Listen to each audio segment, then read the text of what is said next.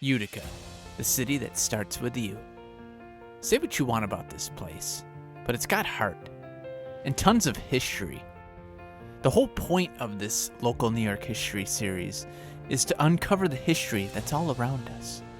And holy moly, is it around Utica. It used to be such a big deal.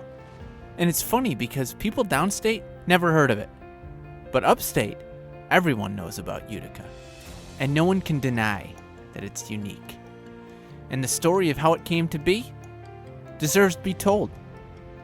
It's like one great big little city. And it has roots that run really deep. So let's grab a shovel and dig into the fertile soil of Utica's past. And let's go way back. Back to when the people of the Longhouse ruled the roost. You see, they had themselves a confederacy of nations. And one of those nations was Oneida. Where Utica is today was at the heart of the Oneida Nation. It was referred to as Onondagas, which means around the hill. Basically a reference to a bend in the Mohawk River that flows around where the city sits today. Europeans really started to come over after the King of England granted some land. And, of course, after that, the French and the British just couldn't get along, so a defense was put up and named Fort Schuyler. Now, this gets confusing because there were a lot of forts named Fort Schuyler, including Fort Stanwix for a time. So the Utica one is referred to as Old Fort Schuyler to distinguish it. After the war, settlers just kept on settling. And even during and throughout the next war, that one for independence, the people just kept on coming. And the place especially took off when it was connected to the Genesee Valley via the Great Genesee Road. And when this was improved into the Seneca Turnpike, it really exploded. By this time, Utica was officially a village. And you know where it got its name? Legend has it that it was picked out of a hat at Bag's Tavern. Who knows if this is actually true, but regardless, it fits right into the trend of upstate communities during this time, naming themselves after classical ones. Right from the start, Utica was a melting pot. Immigrants were coming in, and lots of them found work in the textile industry, which basically means making things out of fabric. And the first newspaper was printed, the Utica Club. But it didn't last long. Luckily, though, a new one came in soon after called the Utica Observer, and this is the one that's still going strong, except today we call it the Observer Dispatch. Utica has a major growth spurt when it's connected to Rome via the Erie Canal. This is the first section that was built. People could go from Deo Wainsta to Onondagas. And when the rest of the canal was completed in 1825, Utica was pretty much at the halfway point. So it basically became a hub of sorts. And people got to where they were going because of Utica. And around this time, the first church was built, and it's actually still active today as historic Old St. John's Parish. At this point, Utica officially becomes a city, and Joseph Kirkland its first mayor. And there were a bunch of anti-slavery movements in the area. But you also have nice things like the first hospital in New York State to treat mental illness. And by 1845, Utica was the 29th largest city in the U.S., with a population larger than Chicago, Detroit, and Cleveland combined. No, individually.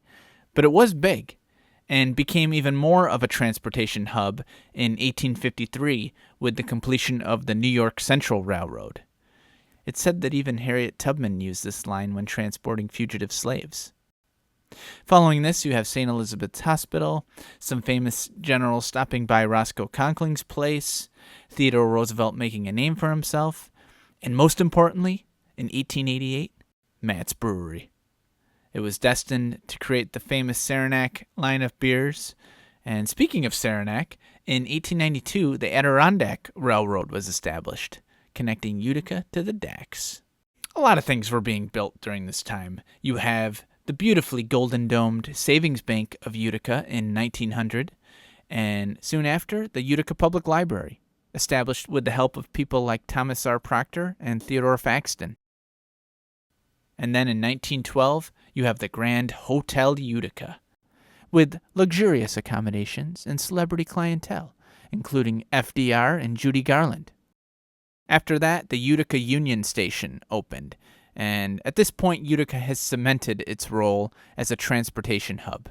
People could come and visit the Utica Zoo, which opened the same year. And work was good for people in the city. Things were happening. The textile industry was booming. They also fixed up the Erie Canal into the Erie Barge Canal. And with that, an old portion of the canal was filled in, paved, and named Oriskany Boulevard. You can hop on that today and drive right over to Oriskany, the subject of our next video.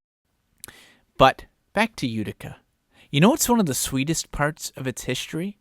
It's claimed to fame as the birthplace of the Half Moon Cookie, although this is disputed by those pesky downstate people. Oh, look, Elaine, the black and white cookie. Either way, in 1928, the Stanley Theater was opened, and this was during the Prohibition era. It's interesting because at the beginning of Prohibition, there were 22 breweries in Utica, and at the end, there was only one left. And we all know which one it is.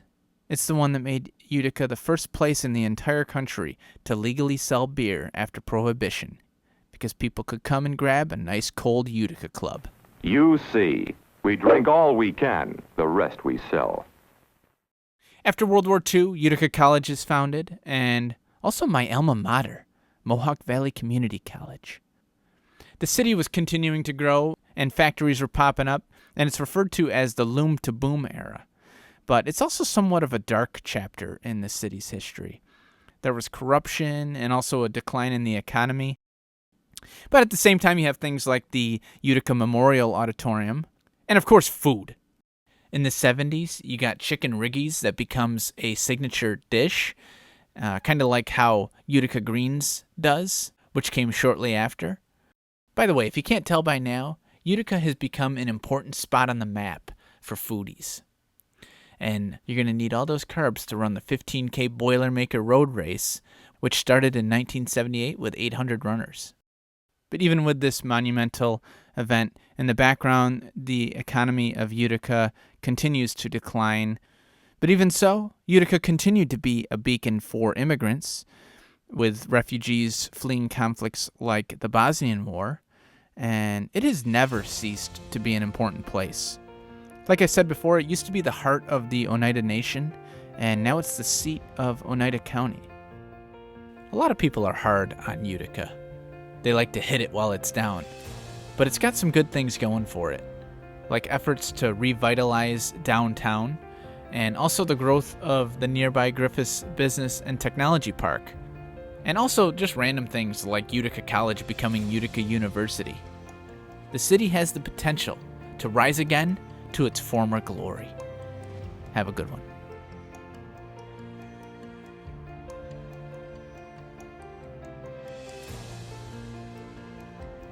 If you'd like to learn more about the history of Utica, you can check out the Oneida County History Center, which is right in Utica.